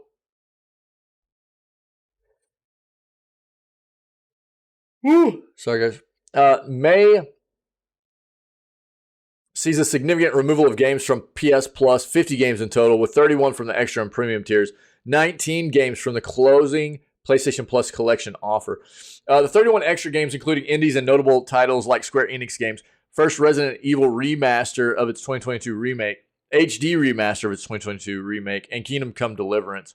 The 50 games leaving: Ballin' Wonderworld, Chocobo's Mystery Dungeon, Chronos Before the Ashes, Deadlight Director's Cut, Dreamfall Chapters, Flat Out 4 Total Insanity, Graveyard Keeper, Homefront The Revolution, How to Survive, Storm Warning Edition, Kingdom Come Deliverance, Kona, The Last Day of June, Left Alive, Marvel Spider-Man, Game of the Standard and Game of the Year Edition, Metro Last Light Redux, Metro 2033 Redux, Mighty Number 9, MX vs. ATV All Out, NBA 2K Playgrounds 2, Pathfinder Kingmaker Definitive Edition, Pixel Piracy, Red Faction, Guerrilla Remastered, Relicta, Resident Evil, Shenmue 3, Star Ocean, First Departure R, This War of Mine, The Little Ones, Tour de France 2021, TT Isle of Man, Ride on the Edge 2, Virginia, and Windbound.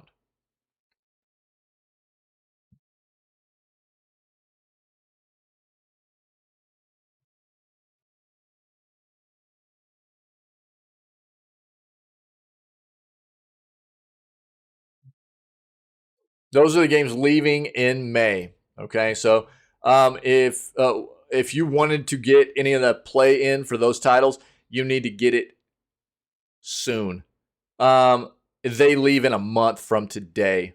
So you have a month from today to get gameplay done on any of these games for your PS Plus subscription before they're gone, all right? I'll link it for you guys if you need to have that. 2 PS1 RPG remasters may be releasing very soon. Let's see. Yeah, we'd hit on this before a little bit. Looks like remasters of Suikoden 1 and 2 are releasing very soon. Yeah, the remasters were announced 6 months ago on September 13th.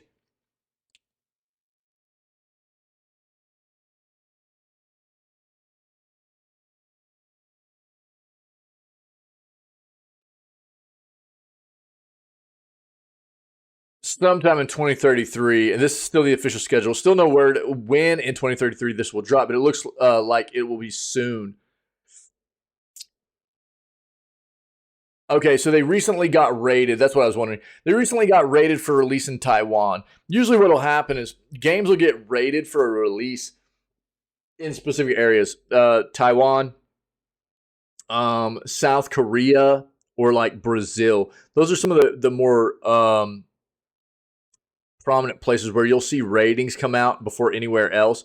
That's a pretty good indicator that they're about to get their releases in the near future. So that's basically what's happened here. We don't know the exact dates yet, but for those of you that are psyched about the Suikoden 1 and 2 HD remasters, they are looking to be coming to us very, very soon, okay?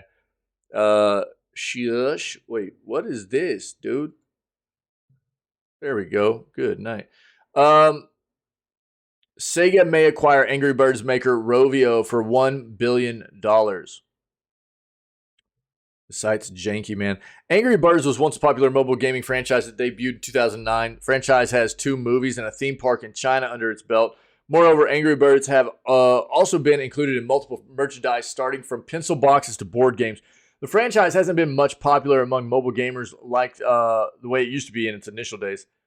According to a report by the Wall Street Journal, Japanese video game company Sega is now planning to acquire Angry Birds developer Rovio for a price of nearly $1 billion. The report also mentions that if talks don't fall apart, the deal is expected to be sealed within the upcoming week.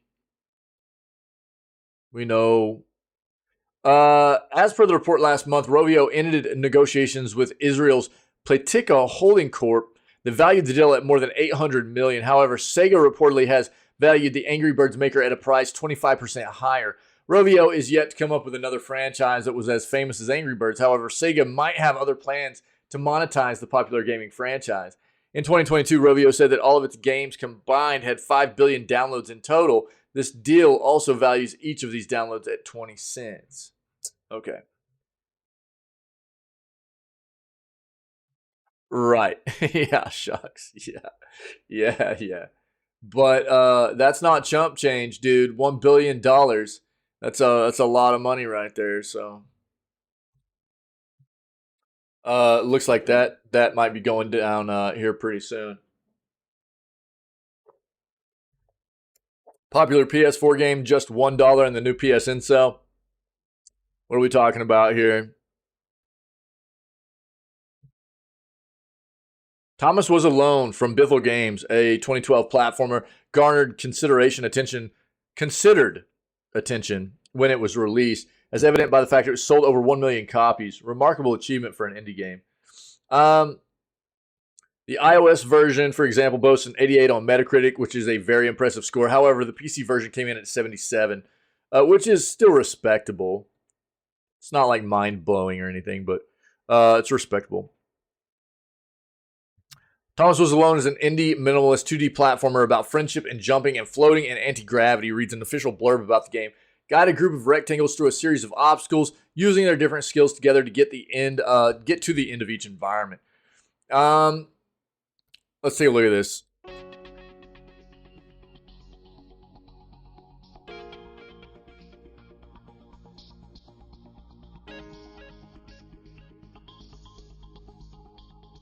Chris wondered if Thomas was still alive somewhere. He wasn't going to go looking for him, but he did wonder, and that showed character. Probably.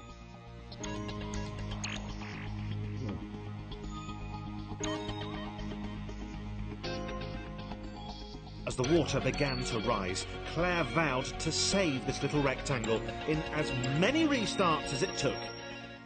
This would not do. John needed room to show off his exceptional skills.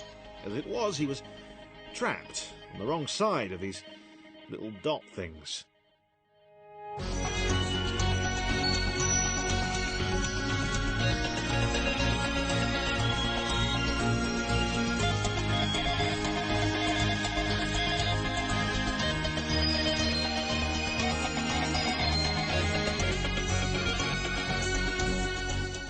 Chris was in love. She was perfect. He had to tell her so. Probably best to wait for a moment the large, ominous pixel cloud wasn't about, though. Yeah, probably best to wait.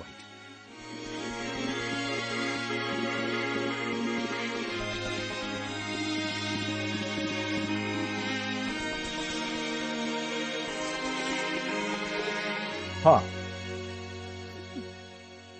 That honestly looks like a pretty chill little like puzzle game, man. Nice.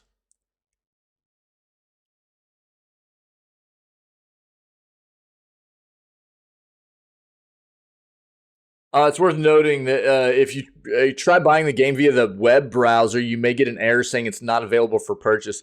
If this happens, there's no workaround on the browser. This is a well-known and recurring issue. However, you can still buy the game using your PS4 or PS5. It has been free via the PS Plus in the past. It's currently accessible via PS Plus Extra and Premium game libraries as well. But it is just $1 also on PSN as a sale right now. So that looks like a cool little chill game. Yeah, gnarly. Here, I'll link that for you guys just in case you're interested. Never seen that before. Last of Us Part 1 PC Update 1.0.3.0 fixes audio, UI, and visual bugs. Last of Us Part 1 on PC. Dude, just stop. Continues to receive regular patches, and Update 1.0.3.0 targets issues related to audio, UI, and visuals.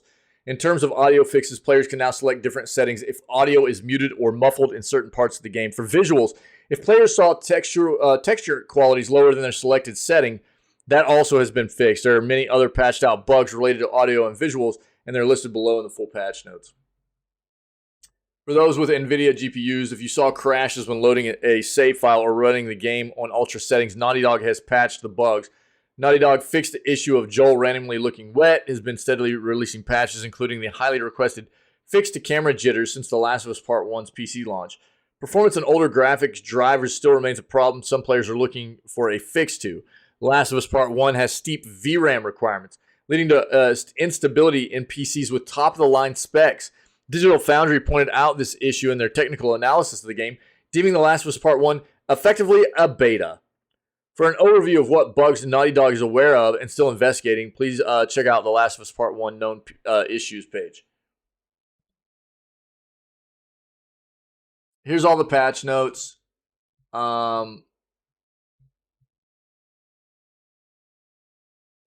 This is just terrible, dude. I mean, so while I'll link this for the patch notes for anybody that's interested, it's really unacceptable, and I'll show you right now what we're talking about. I need to look at it stills. Hold on. I'll look at this.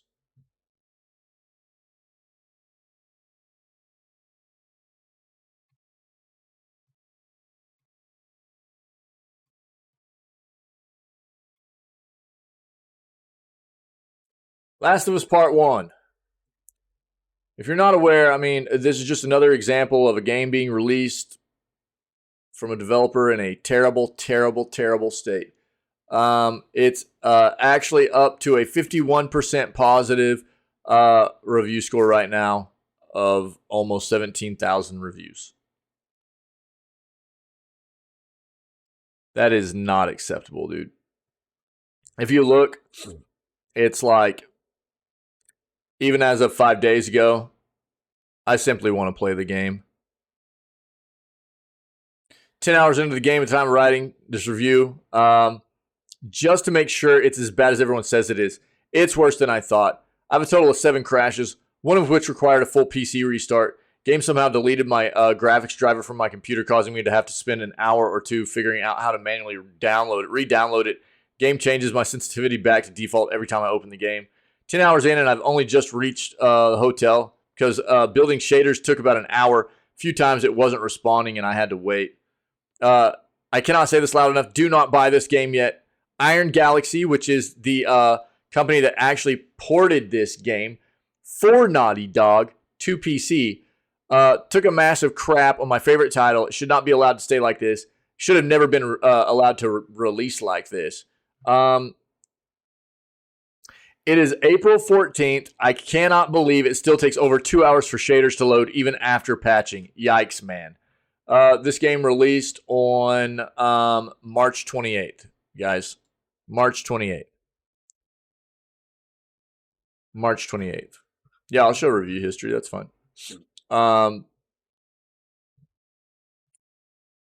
Let's see here. Where's the you just mean like the date range?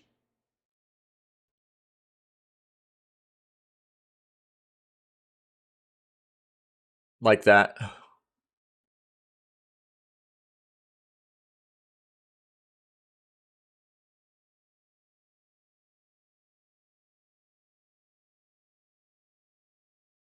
Yeah. It's bad. It's real bad.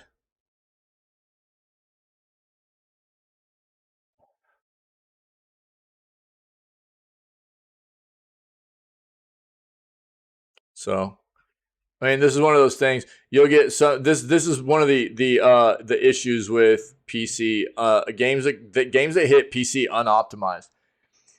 There's always this situation where you'll get some people that the game might run okay or even fine for, and then you'll get a lot of other people that it runs terribly for, and so you'll find some reviews where people are like, "Oh, it's okay, it's good," but a lot of other people are like, "Dude, there are tons of issues," because they didn't optimize the game for PC.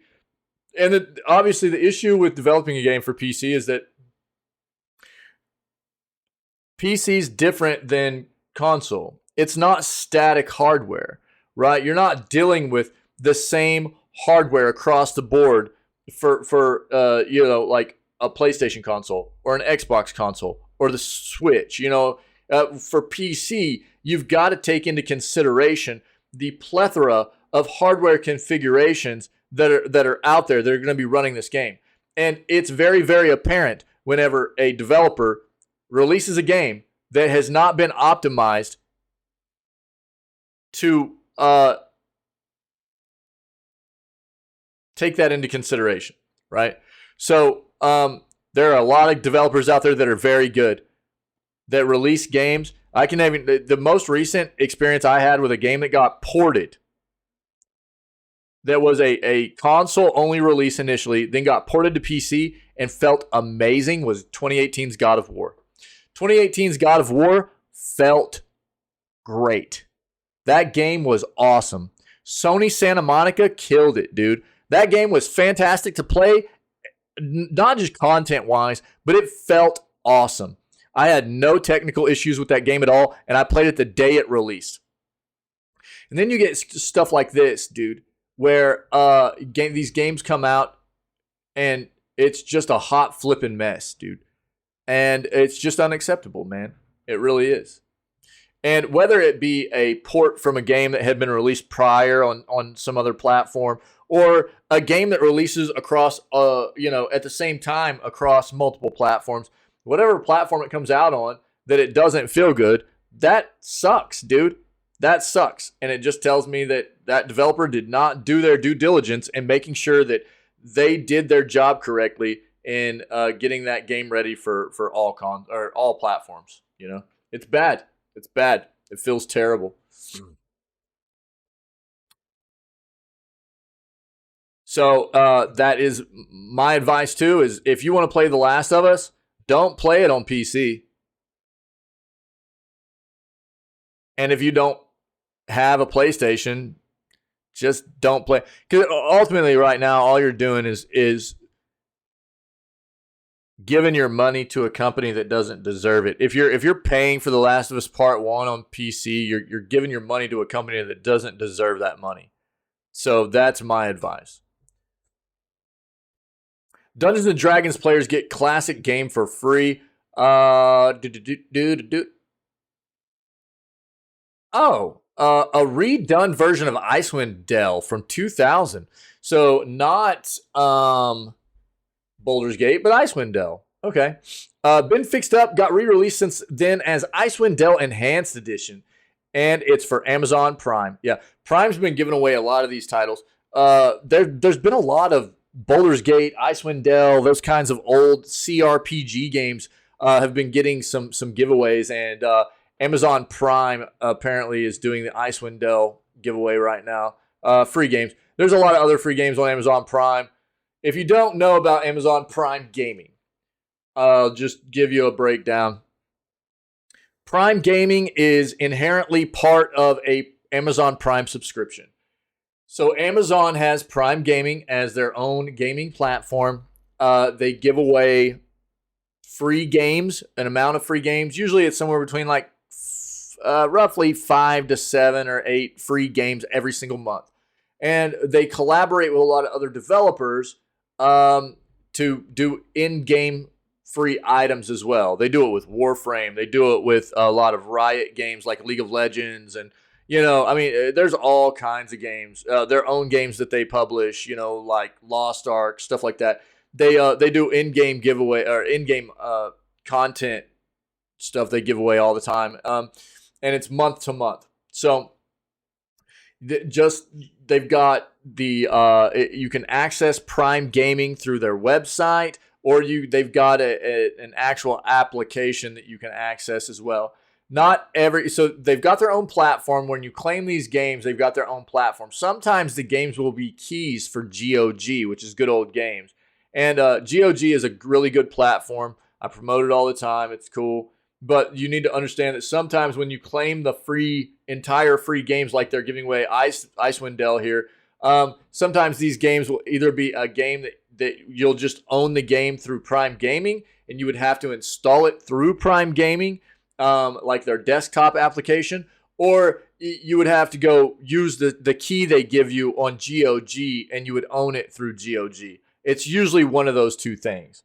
But it's free games, man. You can't argue with that in the day and age in which we live in, where monetization is such a huge obstacle. Price is such a huge obstacle for many of us, and being able to enjoy all the games that we want to enjoy. Free games, man. Free games. So if you have Amazon Prime, you should be taking advantage of the Prime Gaming free games and free in-game content for the games you play. And for anybody that is interested, there are ways that you can research online about getting some free trials, a month or two of free trial of Amazon Prime to take advantage of the Prime Gaming stuff. So you just need to do some research on that front. But there's also, don't forget to go grab your Epic games too. Epic always does free games every single week. I think I have my Epic logged into. I'll just show you right now. While we're on the topic of free games, try to promote this stuff for everybody just so you can get as much free content as possible. Where's it at, man? There we go. So right now on Epic, you've got Mordau and Second Extinction free, right? So you can get these. Wait, what? Every week except like Christmas. Oh, yeah, where it's daily, yeah. So on Epic, they'll do like a 2-week period around the holiday season.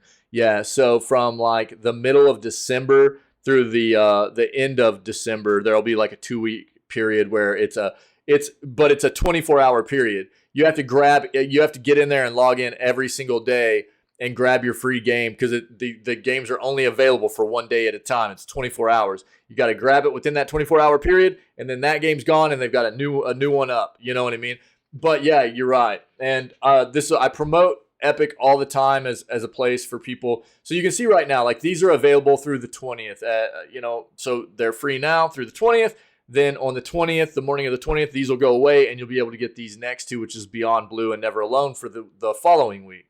My library right now is chock full of games. And I have bought 3, maybe 4 of these titles. How many games do I even have in here?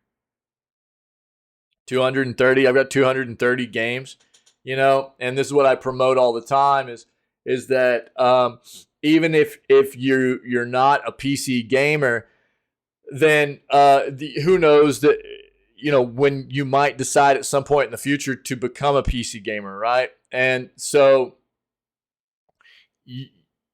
it doesn't hurt anything to just hop on their website. This is obviously their desktop app, but their website's just the same, and it's very easy to navigate. All you need to do is go to Epic Games website, create an account, which takes a couple of minutes, and then log in every single week and just claim your games for free. They give away free games every single week. And like Shock said at the holiday period, you can get basically about 14 games during a 2-week period, just right there in a row, because they do, and they give away notable games. I mean, you see like XCOM 2, Wolfenstein. There's a bunch, dude.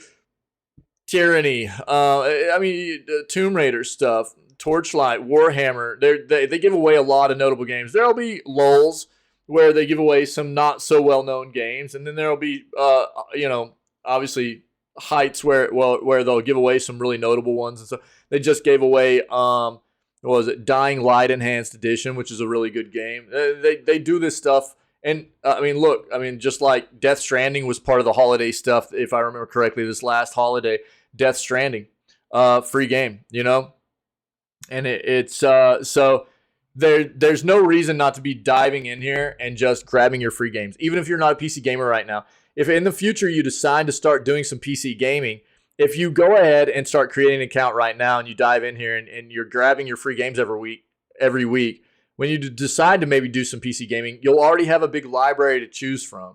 And it's just free. It doesn't cost anything. So there's no real reason not to be spending, just a few minutes every single week to log in here and grab your games, okay?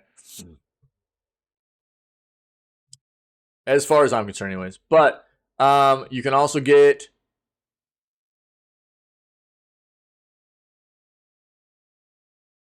Icewind Dale Enhanced Edition, now free via Prime Gaming. Grab it before the end of the month to make sure you don't miss out, okay? I'll link this for you too.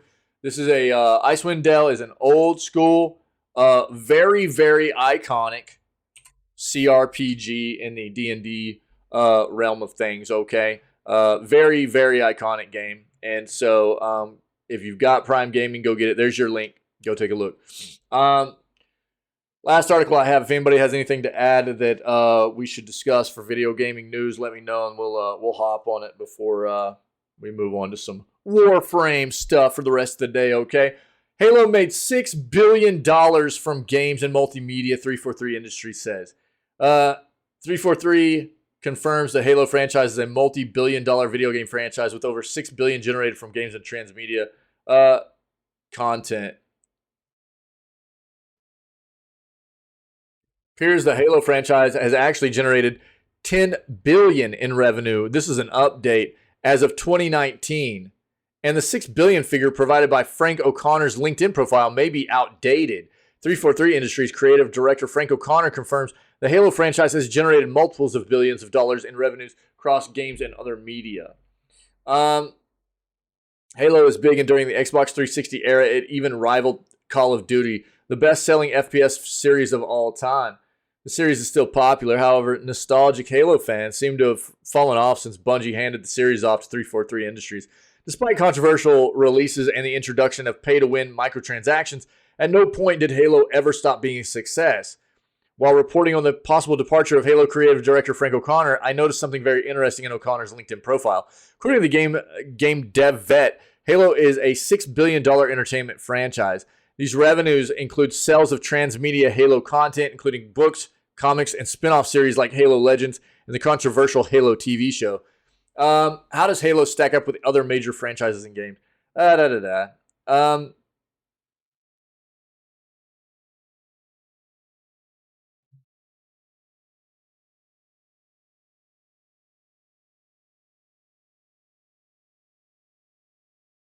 It's widely believed that Halo 3 was the best-selling game in the series. The Bungie-era games did not have live monetization outside of map packs and extra editions, whereas microtransactions were introduced with Halo 5's Rex system and subsequently in Halo Infinite's direct cosmetic purchases. Yeah, interesting. Yeah, what I think a big thing to note here too is like, yo, Cappy, what's up, my friend? How are you? So Microsoft is not happy with 343 at all. And because of how Halo has been performing as of recent, to the extent of basically Microsoft telling 343 they're no longer in charge of producing and developing Halo moving forward, is what we've seen recently out of the industry. So there's been a lot of talk about that. Yo, random mode time.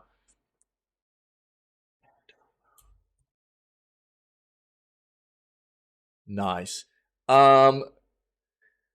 Looking for that Gabe in emote. All right. Yeah, so I don't know. Obviously Halo's been a huge franchise for a long time, but it hasn't continued to be as much of a hit as it used to be. And I think Microsoft is ready to move in a different direction with the game to see what maybe somebody else can do with it. Apparently, they're still keeping 343 as like a parent company, a parent developer to oversee the direction of the game and make a lot of choices, but they don't necessarily want 343 having hands-on with it anymore, which is crazy. Wait, what? Like what names? I want to know. I want to know. So, yeah, we'll see what happens here. But I'm not surprised at how, lucrative this has been over the years.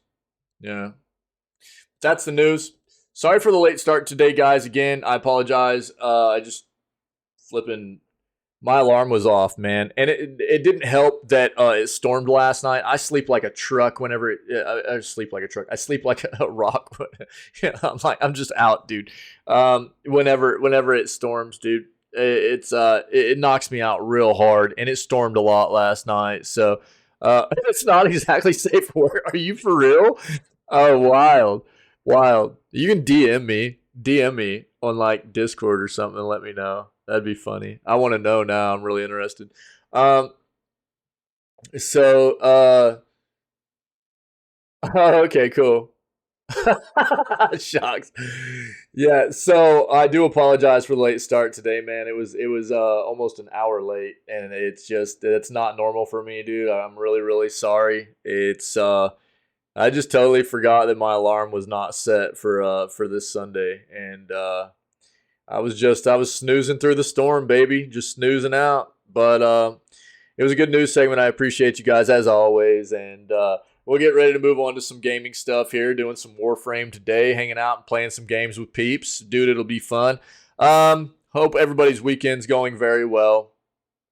And if anybody is checking out this video gaming news segment, maybe later on as a VOD on the YouTube channel, we have all kinds of previous video gaming news segments, funny clips from other gameplay segments and video gaming news segments we've done. And we have a ton of just playthroughs that are actually out there too. All of this stuff is on both the YouTube channel and the Twitch channel. So if you're enjoying any of that content, then I would say try to come hang out with us when we go live at 6 a.m. CST. Every single day, man, we start off all of our streams with video gaming news, unless I accidentally sleep in, right? And then we jump into whatever gameplay we have planned for the rest of the day, all right? Other than that, you guys just stay healthy, stay safe, be kind to one another, man, and we will catch everybody tomorrow for April 17th edition of Video Gaming News, all right?